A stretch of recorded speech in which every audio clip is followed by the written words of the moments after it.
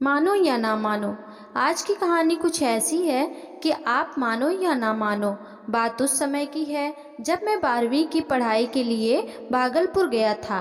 वैसे तो भागलपुर वाकई अच्छा शहर है, जहां आपको आम के पेड़ समान रूप से नज़र आ ही जाते हैं।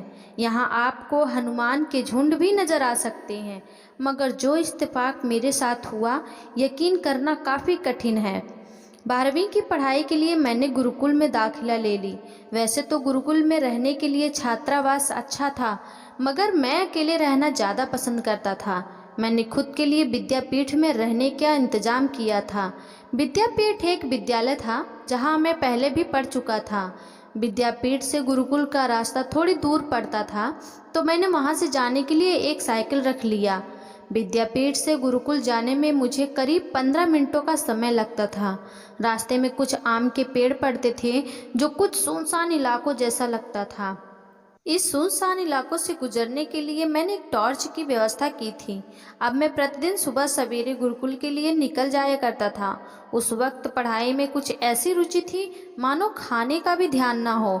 अब तो दोनों की दूरी भी कम लगने लगी थी। एक दिन कुछ ऐसा हुआ जो मेरी कल्पना से परे था। मैं सुबह जागा, सारे काम से निपटकर गुरुकुल की ओर प्रस्थान किया। आज मुझे घर रात को लौटना था। इत्तेफाक तो देखिए, आज मेरी टॉर्च अचानक ही खराब हो गई थी। बस समझ नहीं आ रहा था क्यों। फिर भी मैं विद्यापीठ की ओर चल पड़ा, क्योंकि विद्यापीठ तो जाना ही था।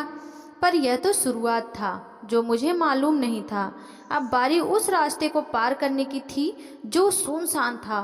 ओह, ये क्या! आज चमगादड़ मेरी आंखों के बिल्कुल सामने से गुजर रहे थे।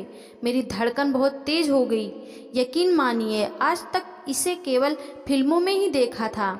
आगे चलने पर मुझे कुछ दूर एक सफ़ेद कपड़े में एक आदमी खड़ा दिखाई दिया। अब मेरा शरीर हल्का हो गया था। बहुत हिम्मत कर मैं उसके पास पहुंचा। फिर जाकर थोड़ी सांस में सांस आई। वहाँ एक आदमी अपनी नित्य क्रिया में लगा था। फिर भी मेरे पैर हल्के हो गए थे। बात इतनी होती तो कम थी, आगे का मंजर अविश्वसनीय था। कुछ ही पगों के बाद एक शव आता हुआ दिखाई दिया। बस अब मत पूछो मेरी क्या हालत थी। मैं जैसे तैसे विद्यापीठ पहुंचा। हालत मेरी कुछ ऐसी थी, मैं बता नहीं सकता। मानो या ना मानो।